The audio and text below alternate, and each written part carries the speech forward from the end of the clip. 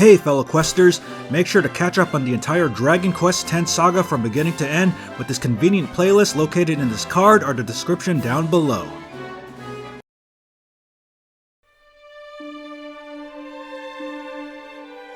Welcome to Awesome Video Game Memories, where we talk about awesome memories about video games. I'm Ryan, and the game we're going to talk about today is Dragon Quest X's Breaking World Side Quest.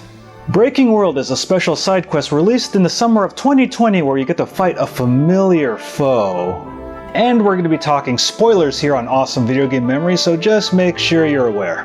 In order to access the Breaking World side quest, you need version 5 installed, so I recommend having the all-in-one package, which has every version from 1 through 5. You also need to clear the Fake Lendasia side quests that are available after 2.1, which I didn't have time to cover in the version 2 review, so I'll give a quick recap. So the False Mel Sandy side quest involves finally resolving the 100-year grudge between Witch Grazel and Zan Crone. We start off at the underground waterway where we first freed Zan Crone, and he's there confronting Witch Grazel. She summons killer tomatoes, and this scene is called the Nightmare Tomato Party.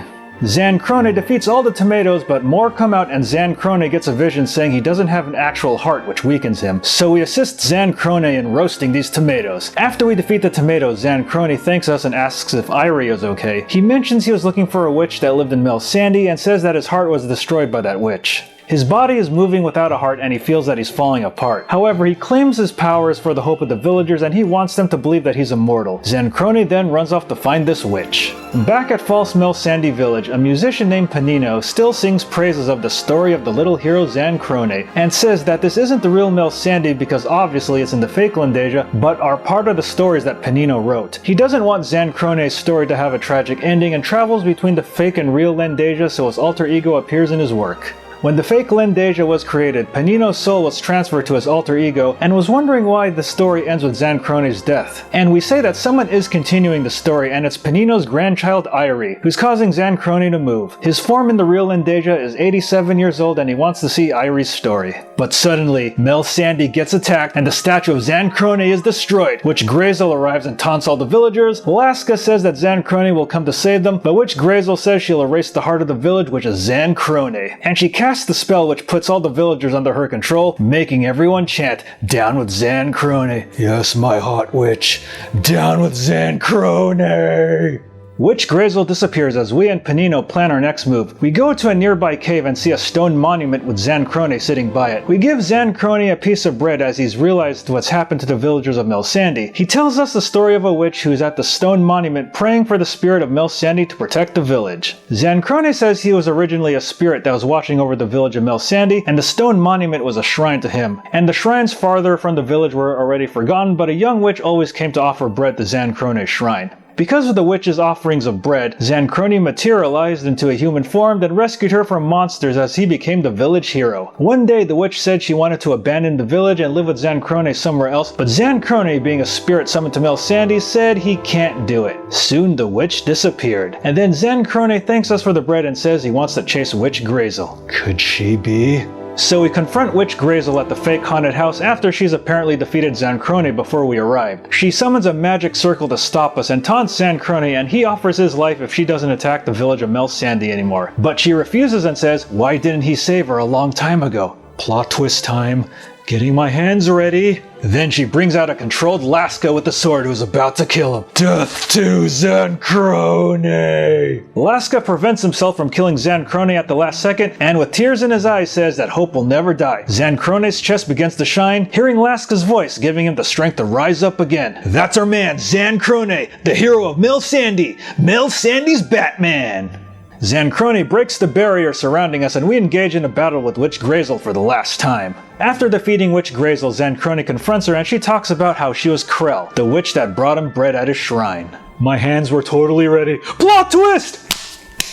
100 years ago, when Mel Sandy was poor and under the threat of demons, Krell was scorned for being a witch because of her deceased grandmother who used witchcraft, and Krell prayed to the spirits of the village in order to help them out, so she wouldn't be hurt by the villagers. Nobody in the village knew that Zan Crone was the spirit of the shrine and praised him as their hero. Then rumors began spreading that Krell was summoning monsters, and Krell pleaded to Zan Crone to leave with her. After that, Krell was caught by the villagers and was cursed and fell to the bottom of a deep valley and became a true witch using her rage and dark magic. For over 100 years, Krell, now transformed into Witch Grazel, held a grudge against Zancrone and Mel Sandy. Zancrone says the current villagers have nothing to do with their feud. He says that her actions are unforgivable, but Laska asks if killing her is the right thing to do. Zancrone uses the power of his sword and says that the tragedy of Mel Sandy was born from his sins, but will resolve to save everything. Zancrone puts down his sword and uses his powers to dispel the curse from Witch Grazel. She says if he uses all his powers, he'll cease to exist. Zancrone always regretted that he couldn't save her, but says to keep his memory alive, turning her back into Krell. Zancrone says his final goodbyes to both Krell and Laska, asking Laska to protect the village on his behalf. We'll protect the village of Mel Sandy for you, Zancrone! Zancrone finally vanishes as he thanks us for all our help. Laska approaches Krell and says she'll have to live with her actions rather than die, but he says that he'll protect her too, since that's what Zancrone would have wanted, and they go back to Mel Sandy Village. Such a touching moment, man! Laska's gonna grow up to be a good man and be a hero, just like Batman!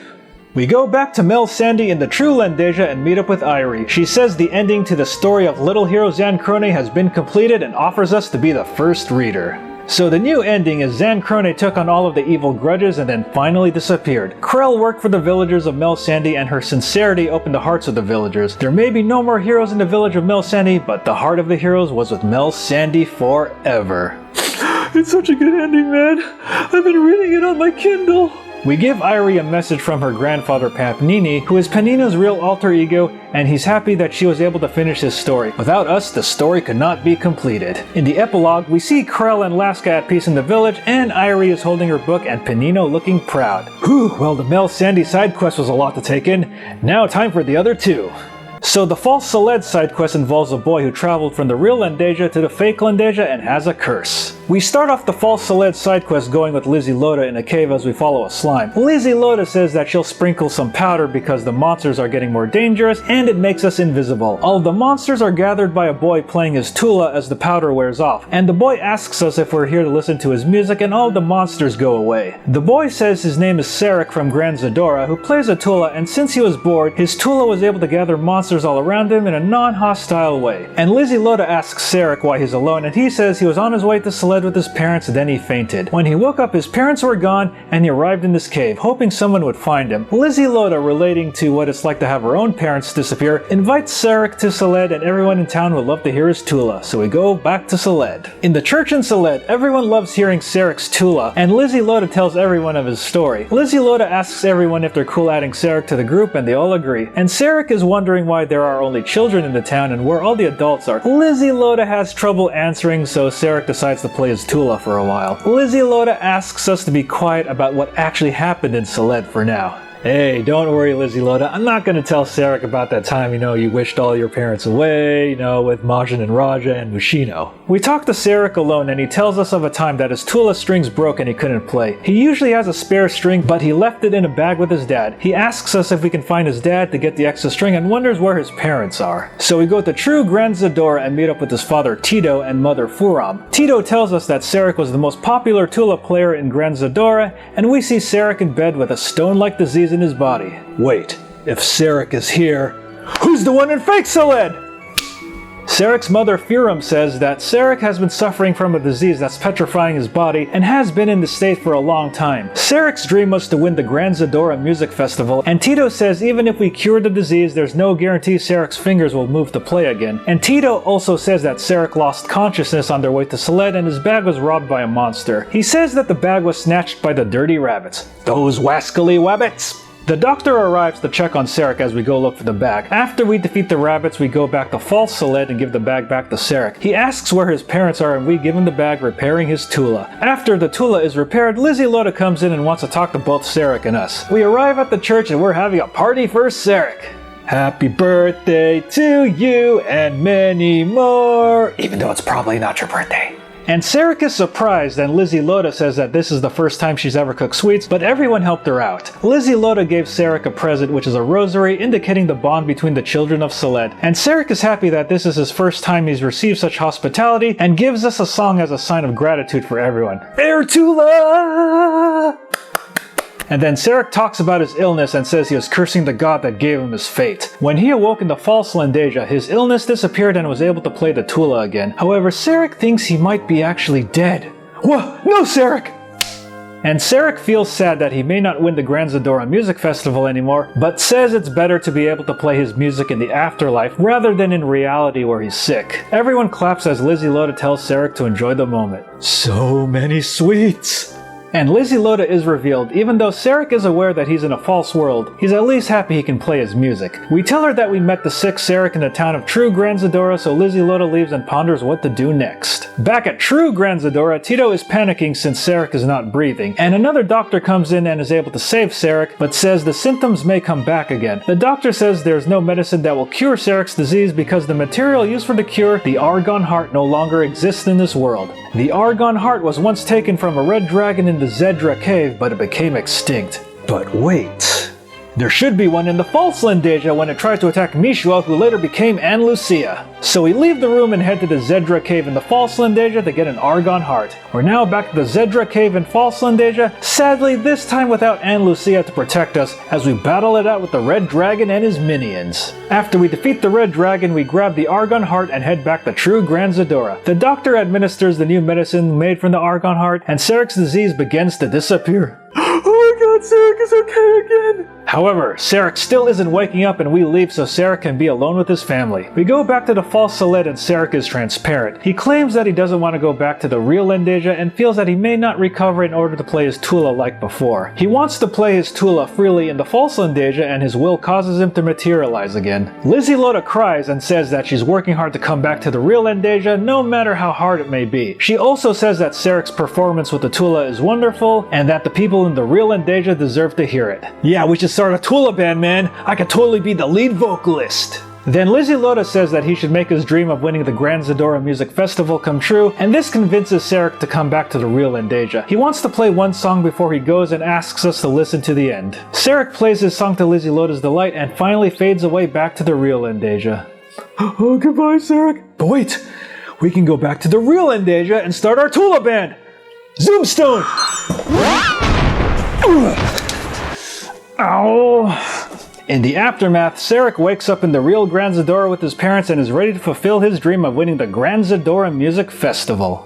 So we visit Sarek and he instantly recognizes us and wonders if everything he went through in the false Lendasia and Celed were only dreams. He takes out the rosary that Lizzie Loda gave him and remembers her words to fulfill his dream. He says when he's ready to play Tula again, he'll give us the best seat in the house, thus ending the false Celed side quest. Yeah, we're totally starting the band, man. Maybe we should call it The Quester's Rest.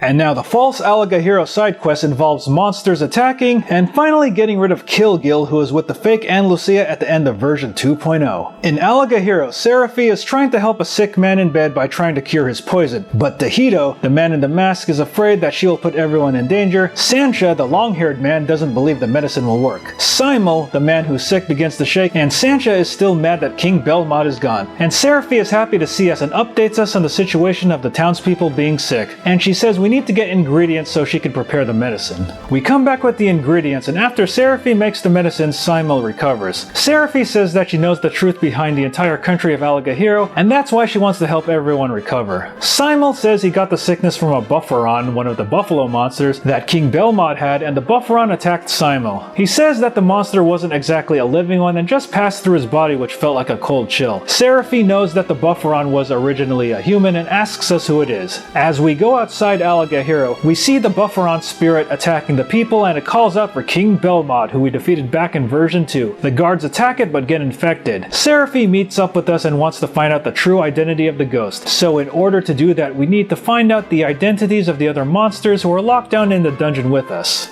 Back when we fought King Belmont, we ask around town and are told to investigate the den near the awning south of Alaga Hero. We arrive at the den and see all the monsters who escaped from the dungeon. Seraphi asks the monsters who the Bufferon is, and they reply it must be Captain Gorius. The Bodkin archer says that he's Tagius, the son of Gorius. Tagius tells us that his father was a very prideful person and he's held a grudge against King Belmont. The grudge started when Gorius would send monsters out to the battle to be shields for the humans, and Tagius requests that he comes with Alaga Hero with us so he can talk to his father so he can go back to the afterlife in peace. We see Gorius going around town attacking more people as we go back to Alaga Hero with Tagius and Seraphi. Tagius tries to bargain with his father and says that Belmont is dead, but however we hear a familiar laugh telling us not to interfere with this experiment. And then Kilgil arrives! The Dragon Quest version of Dr. Wily is back, you evil bastard, using ghosts for your own means! So Kilgil is mad that we killed the fake Anne Lucia, who is his greatest creation. In his search for revenge, he found Gorius and used his grudge to form the new ultimate masterpiece. Once he destroys the country, he'll bring his research to Mata Sagora. Kilgil sends Gorius to attack us, but Tajius runs up to him and Gorius recognizes him. Kilgil is surprised that Gorius still has his human emotions and plans to kill us next time as he warps away like the coward he is. One of the guards is suspicious of us but runs back to the castle. Simul comes out and says that he distracted the guard in order to repay us for helping him, and we leave Alagahiro for the time being. We meet up with Seraphi and Tajius outside town, and Tajius is sorry that he couldn't persuade his father. Seraphi is wondering how we can fight Gorius and goes off with Tajius to find a way. Back in Alagahiro, Seraphi is talking with Simul and the group to gather manpower to fight Gorius, and Simul agrees. Everyone marches out and Seraphi tells us their strategy to fight Gorius. Tajius says that Seraphi has a magic circle that can materialize spirits and we need to get the materials for it. Once we come back with the materials, Simul and the group come in and say we can lure Gorius out in the fighting arena. We come out to the fighting arena and get the magic circle ready. The atmosphere gets dark as Kilgil and Gorius arrive. Let's end this now, Kilgil! The magic circle activates and materializes Gorius, but Kilgil isn't impressed. Man, I spent all day drawing that circle with a Sharpie pen, old man! Simul and the group arrive to help and we battle it out with Gorius and Kilgil. After we defeat them, Kilgil tries one more time to get Gorius to fight us and powers him up to maximum. And if we don't defeat Gorius now, all of his power will destroy the fake Lendasia. Kilgil is killed by Gorius' power and Tajius comes back saying that he'll stop his father. All of the other monsters come back and Tajius walks into the whirlwind and dies, with his spirit going back into his human form. The other monsters go closer and die, turning back into their human forms who are the former guards under Gorius, convincing him to stop and no longer hold his grudge. With their words, the whirlwind is dispelled and Gorius' spirit goes back to normal. Gorius apologizes for his actions and all the former guards can now ascend to the afterlife in peace. Salute to you, Tajius and Gorius! And Seraphi is saddened that these former guards of Alagahiro's fate ended up in sadness, but Simul reminds Seraphi that they were able to free Gorius from his grudge and invites us back to town. We come back and everyone is now cheering because now they're all cured from the disease. Simul asks Seraphi if she can become the leader of Alagahiro and she's shocked. Whoa!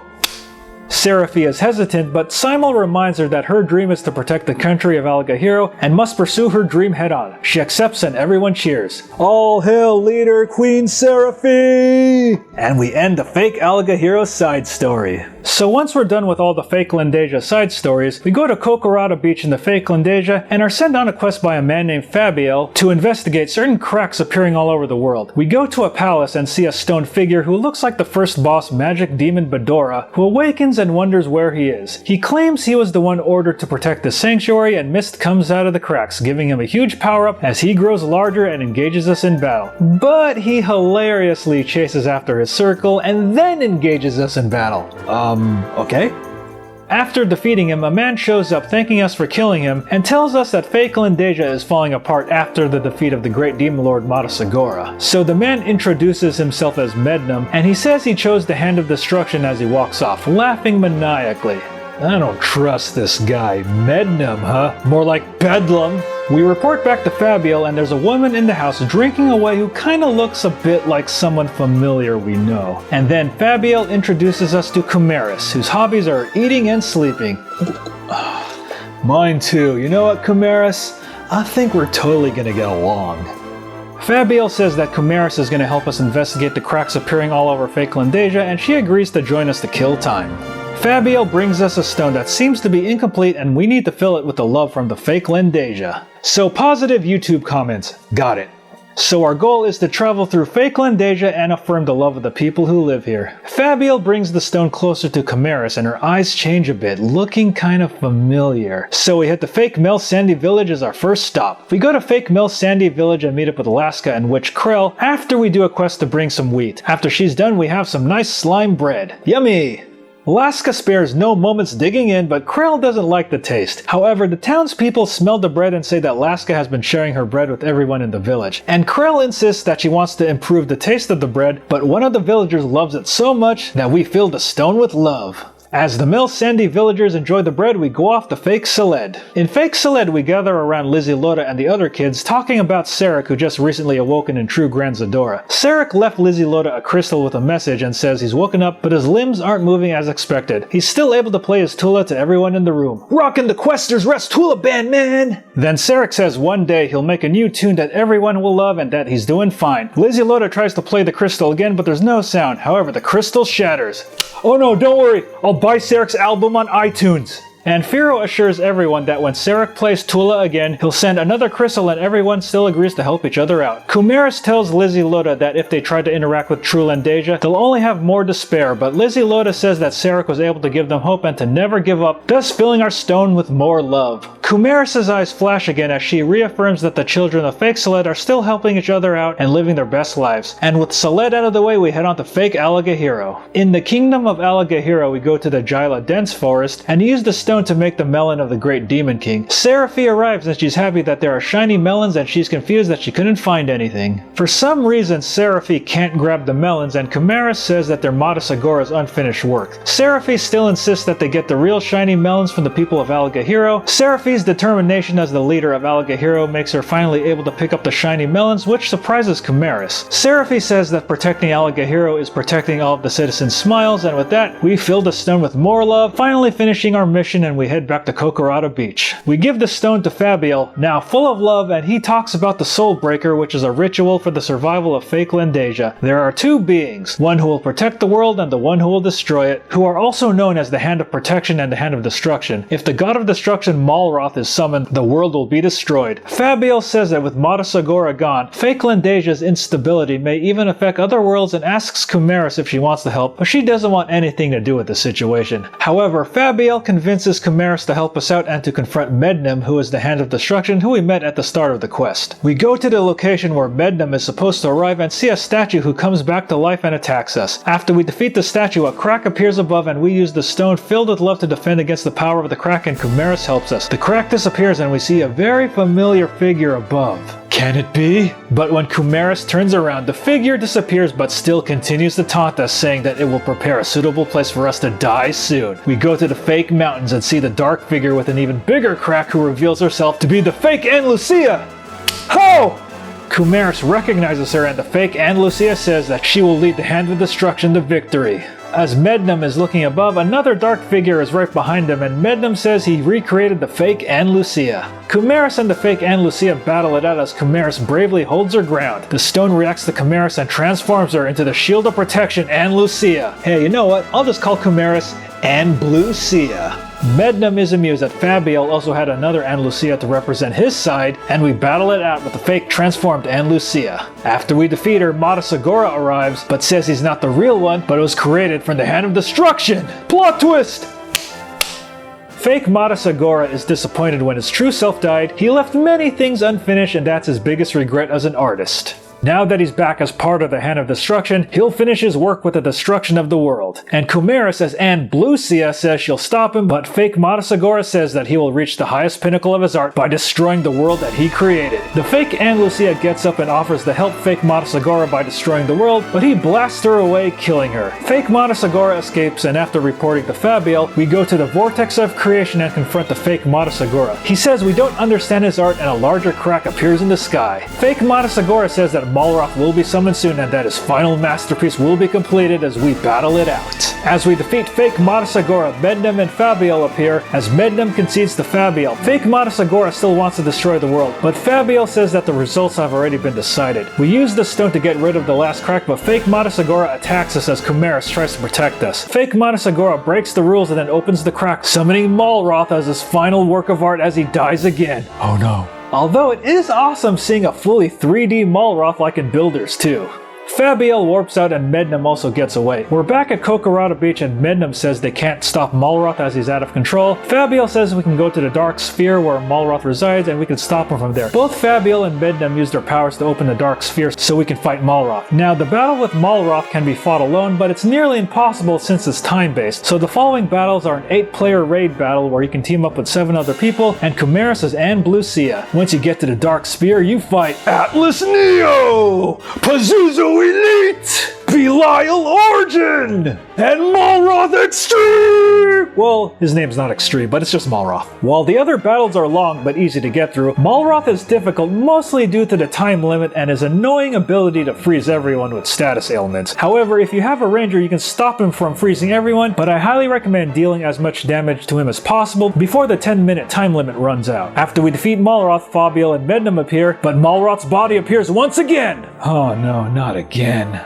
Fabiel says that Malroth is about to implode inside the Dark Sphere, and if he goes off, some part of the world will be lost. Kumaris doesn't want to take any chances, so we give her the Stone Full of Love and she shatters it, giving her the powers to seal off Malroth's body as we escape with Fabiel. We arrive back at the Vortex of Creation and see the Dark Sphere explode in the sky as Kumaris comes back down. Unfortunately, Fabiel thinks Kumaris is dead, but Mednum says to take her back with us. We arrive back at Kokorada Beach and Fabiel shows Kumaris the world that she helped protect. Even if the world was fake, the souls of the people were real. As Fabiel and Mednum are about to bury Kumaris, she gets back up and quickly turns back to her normal self. Happy that the world is now safe, Kumaris says that she'll live her life neither as a hero or a shield of protection, and she asks who Fabiel and Mednum are. Fabiel says that he and Mednum are in charge of watching the different worlds and turn back to their angel forms. Whoa! Whoa! Just like Dragon Quest IX! Fabiel asks Kumaris what she's gonna do now, and the Dragon Quest I map theme plays as she decides to go on a trip throughout the world. Fabiel and Mednum disappear in a flash, only leaving feathers behind, and we see Kumaris' world trip, thus ending the Breaking World side quest. Upon completing the Breaking World side quest, you get the Anne Blucia outfit and can replay the fight with Malroth and his bosses in the Book of Strong Warriors to get Q side points if you want extra Fukubiki tickets. The Breaking World side quest was nice in between content to fill in the gap between versions 5.2 and 5.3, and also 5.3 to 5.4. While not as emotionally deep as other parts of the game, it was cool to see the old Dragon Quest II foes and have different forms of Anne Lucia in the game, even if they weren't the real her. And I highly recommend playing it, and that ends this episode of Dragon Quest X, the Breaking World side quest. See ya next time!